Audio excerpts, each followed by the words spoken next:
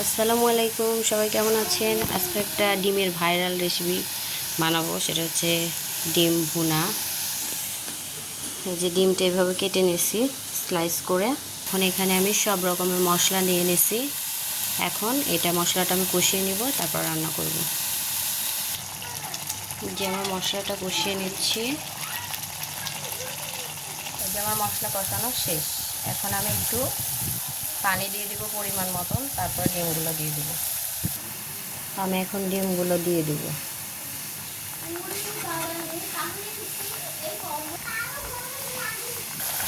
আমার ডিম ভুনা হয়ে গেছে, এখন ঢেলে পরিবেশন করব।